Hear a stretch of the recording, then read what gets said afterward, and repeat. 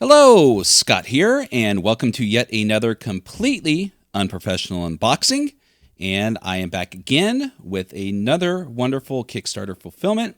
And this one is going to be a bit extra special because it's something that, I think you're always waiting for a Kickstarter to arrive and anticipating this. But there's special extras inside this one, and especially one inside that I'm kind of excited to share for those of you who aren't aware of that these things exist. And if it's something that you decide that you would like, provide a link to show you how to get your own. So, without further ado, trusty Coleman Camping Steak Knife makes a return, and this one's going to be a doozy. So let's see here. All right, let's see. Is that going to be enough to open it? Probably not. Yes. And okay, now, nothing against the people that ship this because they are wonderful, beautiful people. And, they produce wonderful products and games, but packing peanuts are my absolute frickin' bane of existence. But I understand why they're used. But, my God, they always never fail to get in the way and make a mess. And just, oh, God, I hate them. Anywho, all right, so I think that's everything out of there. Backing away from the mic for a moment. Oh, did I move the camera? I think I probably did. Oh, well. We will live. Yeah, we'll put it there. There we go. Okay. So, but I do appreciate the fact that even though the packing peanuts were in there, that it was secured within bubble wrap on top of it, which is nice. And while I may not ever reuse packing peanuts, I definitely reuse bubble wrap. So, moving things out. And triple protected. Excellent. All right, so getting this out. All right, there we are. So what do we have here? Let's find the main book, and then we'll just kind of go over the other things that we got. All right, what do we have here? We have a copy of Cthulhu Hack, second edition, Investigation and Revelation in a Dark Universe. Take a look at the back here. Cthulhu Hack, a standalone role-playing game of investigation and cosmic horror in Lovecraft's sanity-shattering universe. Entering Lovecraft's world of gods and monsters with a game system that handles investigation and threats, offering ready-to-play characters, character archetypes, simple dice mechanics. The book is all you need, including guidance for both running and playing the game. In an introductory scenario, save Innsmouth, plus a selection of monsters, magic, and sacred lore. Oh, geez, my nose is itchy. Sorry about that. So, Scott, you say, I already have a game that has Cthulhu in it. And yes, I'm sure plenty of you do. Call of Cthulhu is a widely popular game, and it's one that I play and enjoy with a relative frequency. But, to be perfectly honest, the basic role-playing system that Call of Cthulhu is that utilizes is not for everyone, but they still want to experience a game that has some sort of Cthulhu aspect to it. And there's many options out there, from other things like Cthulhu Dark, I believe. There's also Gumshoe system, for Trail of Cthulhu, if that's your jam. The BRP system, some people may not like it. It may be too unwieldy, with all the different skills, and they want something simplified, but still with the same impact. And here you have Cthulhu Hack. So let's just set these aside, and we'll take a look at it. And just so you know, let's see, what do we have here on the inside? Just more information. well, a little bit here. So, Cthulhu Hack is a role-playing game based on the short stories, novellas, and poems of the writer Howard Phillips Lovecraft. The book contains everything you need to start investigating the dark and terrible secrets of Lovecraft's universe. The game is intended for mature gamers using appropriate tools to provide a safe gaming space. The second edition of the game features the art of Paul Tomes. Paul, I hope I'm pronouncing that correctly. And expanded support and guides for running campaigns against the backdrop of impending cosmic doom.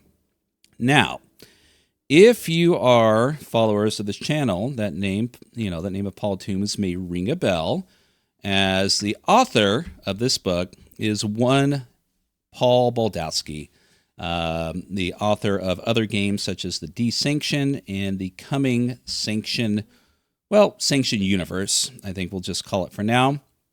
And of course, he appeared on the show, and we had a wonderful, wonderful interview and chat about all things. And I have got nothing but good things to say about Paul, both as a creator and a person. And so it was with much joy that I backed this Kickstarter, and with equal joy that came when it actually finally arrived. Now, the delay was no fault of Paul's. The delay was of my own, simply because I wanted to. There was, as you can see here, this is the special edition cover. I wanted to wait for this particular cover, and likewise some of the other things that came with it, to be available in print that I backed. So rather than ship it all from the UK separately, I decided to wait for everything to be available and come to me all at once. So, all right. So yes, and as stated earlier, this is the second edition of Cthulhu Hack. So, the writing, layout, and editing by Paul Baldowski, cover, chapter, and incidental illustrations by Paul Tomes, additional material by Richard August, and so on. All right. And let's see here. Moving on. So we've got our table of contents here. Introduction, which we'll probably go through a bit just so you can get a general idea of how this game works differently in regards to other Call of Cthulhu games. And then there's other chapters, principles, for information for both the GM and the players.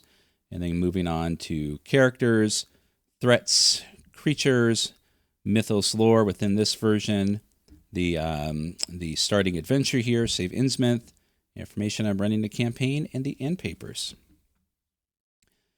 Now, one of the things that I'm always going to be a fan of is good art within any role-playing game. And most especially independent games that have, wonderful artists that people may not know about. And you may not be aware of Paul's art. I've been following Paul on the social medias for some time, and correct me if I'm wrong, Paul, but Paul primarily is a self-taught artist whose talent has just progressively gotten better month after month, year after year. So it's just utterly impressive, some of the things that sprouts from his imagination, and you should definitely go check it out. So, all right, so Cthulhu Hack. Let's see here. Is a game about ordinary people facing unspeakable horrors and inconceivable truths about our existence. Yes. Players take on the roles of investigators, awaken to the threat, even if it corrupts their lives or seals their doom, as they stare into darkness, and the darkness stares back. Okay. So right off the bat, those who are familiar with Call of Cthulhu style games, or that utilize the Cthulhu mythos as its backdrop, you are going to already be familiar with a lot of this. So, what do we have? Moving on. So, Cthulhu Hack. We have a description of, or an example of play, which is always nice. My ribbon. And as long as it's short and concise, yes, thank you. Oh boy, I've read some books where, the example just goes on and on and on and on and on and on for pages. I'm like, okay, I get it. I don't need to go through someone's campaign, even though I appreciate the intention to learn how your game works. Okay, so here we go. Here's the core mechanics. So, Cthulhu Hack runs on 2 core mechanics, saves and resources, each using different dice to resolve. The game requires a set of polyhedral dice, common to most tabletop role-playing games, which range from a 20-sided down through 12, 10, 8, 6, and 4, referred to as D20, D12, D10, D8, D6, and D4. These are used primarily for saves and for resource checks. When an investigator faces a threat, the player rolls to save them. When an investigator uses a resource, the player rolls to check for a break, signifying loss, depletion, or slow deterioration of their ability to function. A GM uses threats. Okay, moving on, saves and threats. A GM uses threats against investigators to hurt or hinder their progress. That would mean a zombie attack, a rival trying to pacify with a drug, or water-filled pit. So you get the gist. Oh, excuse me. That's a little bit of water. So investigators have 6 save scores, each providing the means to resist specific threats. The GM confirms the save which works against the threat, and the player rolls a 20-sided die to resolve. The player might make a valid suggestion for an alternative. Save should they feel there's wiggling room to consider a different approach. Oh, an alternative save. Okay. For example, while the GM might call for a Constitution save to resist a drug, the player might counter with a proposition that they use charisma, representing their willpower to withstand the effects instead. The GM and the other players don't see any problem with that approach, so the save rolls against charisma. Okay. Check the sidebar on the next page to see examples of the sort of threats an investigator may face. All right. So we've got saves. So we got strength, dexterity, constitution, wisdom, intelligence, and charisma. So a lot of familiarity there. So people really shouldn't have any questions in regards to what they represent. A situation should only require a save where a clear threat exists, and the GM should explain the consequences of both success/avoidance and failure injury. Often, especially with creatures in the mythos or a trap, success means suffering a lesser harm rather than canceling it out, whether through reach, size, blast, or some other factor. Dodging can only lessen the impact. If the player rolls under their save score, they succeed. They avoid hindrance or full harm. If they roll equal to or higher than their save, the investigator suffers the consequences described. As outlined in the sample scene, harm often means lost hit points. If an investigator loses all their hit points, they take any remaining or additional damage to the value of their save score. Should a save score reach 0, they're out of action and facing permanent incapacitation or death. If the threat hinders or hampers, the GM describes a disastrous delay or complication that slows the investor's progress toward their goal. All right. So resources. From the outset, investigators possess 2 sorts of resource, investigation and sanity, and may acquire a third, supplies, while playing the game. The Cthulhu Hack handles resources in a way that tracks them toward destruction or loss, referred to as a break. When an investigator checks a resource, they roll a die. Each resource has a set size of die ranging from 12 down to 4. The player rolls when the GM asks for a check. You always check your resources after use. You roll to determine the consequences rather than the balance of success. So you shoot your gun, find a clue during a search, or witness something unspeakable, and then you roll a check, as Marcus did in the example of play, when he searched outside the warehouse, rolling flashlights only after the GM described the blood trail. If you roll 1 or 2 on your resource die, the die steps down the chain. The values on the chain are D12 through D4. If you rolled a 1 or 2 result on a 6-sided die, next time you would roll a 4-sided. If you roll 1 or 2 on a 4-sided, you're broken. For investigation, being broken means running out of options. Your investigator can't progress without help from friends or must fall back to recuperate. They do not lose their expertise or abilities. They just can't apply them in a meaningful way anymore. For sanity, being broken means entering a debilitating state of mind that leaves the investigator struggling for focus or overwhelmed and unsettling sensations. For supplies, it means that you're literally broken or an essential component is spent.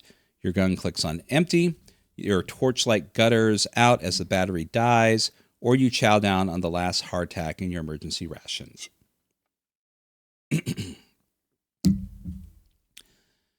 Investigation. All right, smokes and flashlights are investigative resources. These two resources warrant explanation because they're critical in the game that depends on finding things. When an investigator spots, uncovers, studies, stumbles upon, recalls, or physically discovers something, that's a flashlight check. It's a physical perception of the benefits of personal research. If an investigator might overhear, carouse, interrogate, coerce, fast talk, bribe, so on, that's a smokes check. It is a social engagement or the profits of personal acquaintance, past and present. All right, fair enough. Each use of flashlights or smokes provides a substantive clue. The clue comes before the roll. A bad roll is not a failure to find anything and doesn't leave the investigator without options. Rolling a 1 or 2 is a omen of unfortunate consequences and downward slide the investigators in the investigator's facilities. A step down is pretty dramatic. After all, the player has already lost a dice step from vital resource. However, the GM might use the failed roll as an opportunity to spice up the narrative by throwing a potential spinner in the works, or spanner, sorry. All right, experiencing an investigative break. So what happens when you run out of flashlights or smokes? Does that mean you can't investigate anymore? Well, yes, but not permanently. If you run out of flashlights, you're tired, vexed, unfocused, burnt out, you can't see the woods for the trees, your state of mind means seeing and making logical connections is impossible. If you run out of smokes, you run your mouth off and bring the heat down. Or the locals have grown wary of the stranger and all those odd questions. Or people just don't make sense to you anymore. You need to back off and take a break. You retain your expertise, as was noted earlier, but you temporarily lose the facilities to apply them until you get rest. You can only handle basic activities, walking, eating, and chatting. All right, a little bit on recovery. At the end of each full investigation, smokes and flashlights recover to their full value. Unlike healing, this is not necessarily tied to the passage of a specific period of time. Given that an investigation might cover over many sessions and in-game time, a GM can replenish them sooner with the player's cooperation in narrating the circumstances. For an example, an investigator spends an evening in a bar playing cards to recuperate a single step of smokes or recovers flashlights by tending to a favorite hobby. Okay. Investigators often face situations that present horrible discoveries or reveal unspeakable monstrosities. Let's see here. The unthinkable awaits just beyond our perception.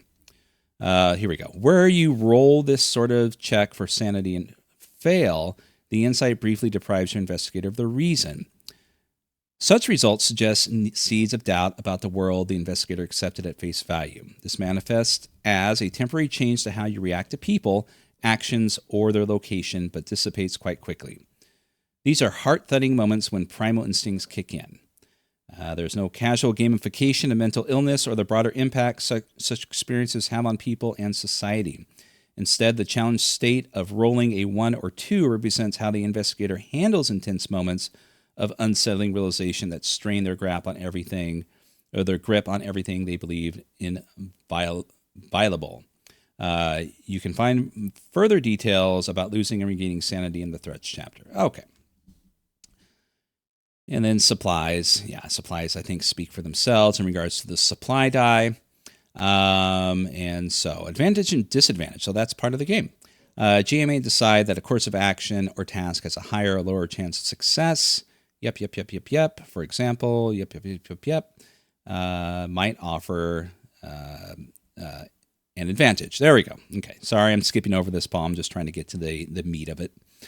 In this instance, the player rolls 2 dice of the type they would roll for the save or resource and choose the preferred result. Generally, this is the result from which the investigator draws the most significant benefit. Okay.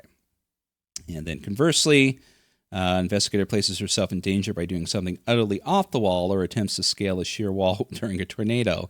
The GM may apply disadvantage. In this instance, you roll an extra die of the same type, and the GM chooses the result that least benefits the player. Okay. So, I mean, Relatively easy rules to comprehend. Not as much heavy lifting in regards to certain things like, general Call of Cthulhu. So yeah, out of the gates, it might be something that people might enjoy a bit more without having to, well, I don't want to say deal, but without utilizing the more robust mechanics that is BRP.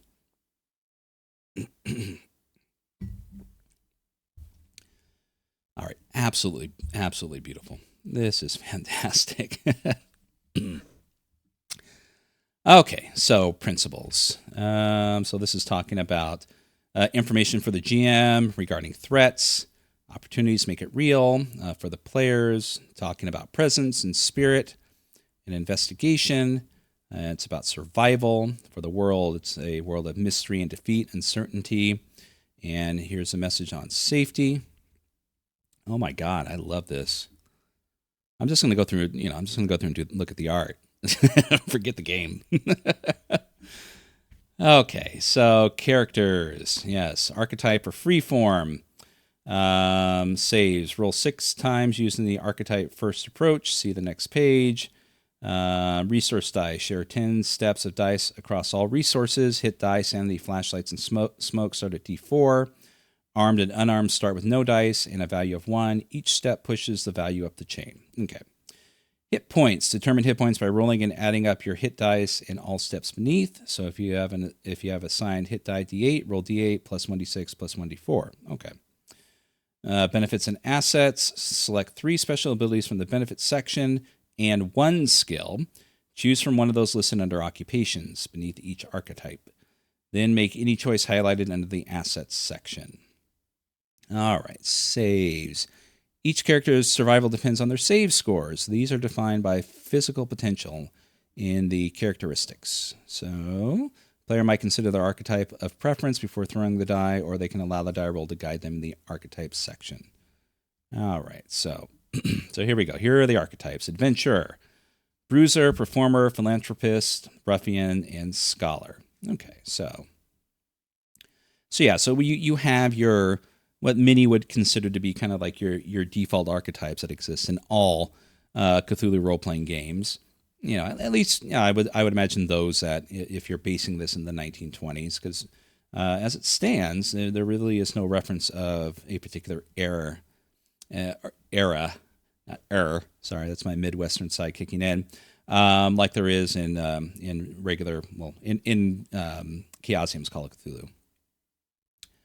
All right, so you see, here's it provides you your starting dice chain and so on. And here's your, okay, so you've got your archetype and then you've got your occupation underneath it that you can either select or roll on to better flesh out your character. So that's cool. And special abilities. Let's see here. So they run the gambit here.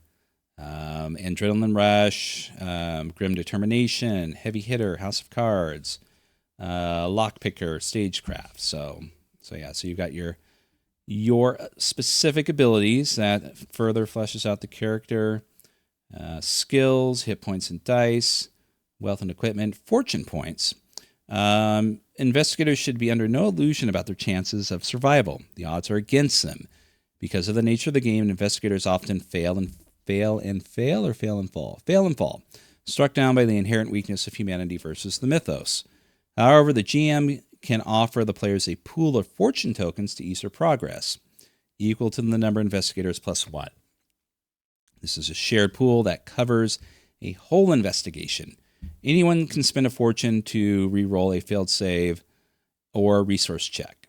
All right, so it covers the whole investigation. So to me, if your investigation, runs over several sessions, you better only use those when absolutely necessary.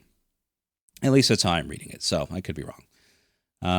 So of course, what can people do to increase their characters' characteristics and skills and whatnot. So it speaks on experience points. All right, then we're going into threats. Yeah, I mean, geez. Again, I mean, these are just absolutely fantastic. It's hard to imagine, some of these works that's like, oh, I just decided someday to just kind of start, doing this, and I realized I was probably pretty good at it, and just continue to work at it, and here are the results. So, again, that may be the the tall tale behind Paul's climb to his artistic skill, but that's the rumor, and I'm sticking to it. So, all right. So threats goes on to give descriptions regarding time and space and fighting and surviving, initiative and actions and damage. All right. So, and then specifically things on insanity. All right. So since this is a key component to just about every single Call of Cthulhu games, I'm just going to look at this in a little bit more detail. So when you roll a 1 or a 2 on a check of their sanity, they lose hold on reality as their self fractures. Excuse me. The GM should most commonly call for a check when dehumanizing or inexplicable events confront the investigator. If the roll is a 1 to 2, it's a break, and the sanity die steps down a resource. Yep. The GM may call for a check of any investigator's sanity when a friend or friendly member attacks you without reason with intent to kill, suffer traumatic or unnatural personal injury, witness a harrowing unnatural death, witness an event that defies explanation, encounter a supernatural or alien being or a sentient mechanical construct, discover a dismembered body or horrifically mutilated survivor. So, as well as the step down, the investigator suffers short-term symptoms of the break. Roll a d6 on the symptoms or use the sanity die. All right, so what do we have here? We have things such as amnesia, blackout, paranoia, hysteria, paralysis, and delusions. Okay, so the weight of the horror. So it continues on, dealing with things such as shock, shaking, vague, rabbit, faint, dive, scream. Yep. In regards to healing, and then finally retirement. After an investigator that stepped down their sanity and struck all their marks, see insanity, will require a long-term treatment in a sanatorium. After that, the player and GM can decide whether to retire the investigator. Creatures. All right, so that kind of, and there's different additional rules in here on how to deal with the gods and monsters within the game, deathless aspects, deep ones. Oh, that's wonderful. Oh, that's fantastic. I like it. Elder things, ghoulkin, and so on. So, is that it before we... Okay, so let me get into the lore section. And beyond the blurb. Mythos libraries and spells, of course. What would Cthulhu be without finding some sort of ancient tome that is eventually going to cause you to rip apart reality and your own sanity? Advice on telling the tale. Let's see. Creating characters within your game, what they know. So, advice on running the game and campaign. Oh, wait. Hold up. Was this the adventure? Yes, I'm sorry. This was the adventure. Did I skip it? Yes. Okay, save Innsmouth. Here we are. Jeez. Distracted by the art. All right, so save Innsmouth, and then we have advice, there we go, on how to do your campaign, along with some tables, and setting up a few hooks, and a character sheet in the back. And, pictures. Oh, Yeah, so Paul Baldowski is an award-winning game designer who became a freelance writer in 2004 on the revitalization of the Paranoia franchise. Yes, we spoke about that in our interview. Since then, he has contributed his talents to Night's Black Agents, Simba Room, Liminal Trophy, and The Terminator. But what he loves best are the projects he calls his own, namely Cthulhu Hack and the Elizabethan supernatural investigation game, The Desanction. They make an excellent excuse for buying books for research. I mean, that's why I made this channel. So all of my games that I buy, I can just tell my wife it's for research. Yes, and again, if you'd like to learn more about Paul, definitely check out the interview. You'll see it in the list of videos if you haven't had a chance to do that yet. And Paul Tomes is based in Derbyshire. He's an engraver, a sign maker, and now an illustrator too. He's always loved the darker, weirder side of RPGs and has finally found a way to use all those half-dreamed ideas. Recently contributed to OpenQuest, Weird Science, and Drakkar. All right, so yes. And then as stated, this was I'll just take this off for a moment. This was the deluxe cover, which follows the line of just tradition. Well, I wouldn't say tradition, but a similar mock-up of how the Desanction deluxe cover is. So yeah, so you get a beautiful elder sign to protect you from all the information inside this book. Should it corrupt you horribly and turn you into something beyond the beyond. All right, so that is the core book. I'm not going to go into too many details with this, but there was adventures that came with it. Island of Ignorance, a Cthulhu Hack setting and adventure. Through Centuries Fixed, a Cthulhu Hack investigation. And Forgotten Duty, Forgotten Duty, a Cthulhu Hack investigation. So yes, so you potentially, can get the core rulebook and the 3 games here, and be set up for a good amount of time to enjoy your adventures within the Cthulhu Hack mythos universe. And then a couple other things that I picked up is this is not part of the Cthulhu Hack, but this is something that I did not get previously. But this is just a special coin that I did not pick up when I got the Desanction. So this just is a Desanction commemorabilia coin that will definitely go on my shelf of artifacts to display to all, to tell them that I am a heathen and practitioner of witchcraft. All right, so here's the thing that I kind of wanted to touch on additionally outside of the game itself. So the Kickstarter, most of Paul's Kickstarters comes with the option of getting an item such as this. What is this, you ask, Scott? Well, this right here, for those who may not be familiar with what this is, I know a lot of people in the UK already know, but for those of you in the United States that do not, this is an all rolled up. It's a neat little bag that you can use to bring your dice and other gaming paraphernalia. Keep it nice, neat, and organized, and in a handy little travel size to take your items to and from your games without lugging around giant bags or folders or things such as that are nice, but they're a bit more than what you need. So you just kind of open it up here, and as you'll see inside, you will see that it comes with a Velcro bag that you can put many different dice in here, more than you should ever really need at any given game.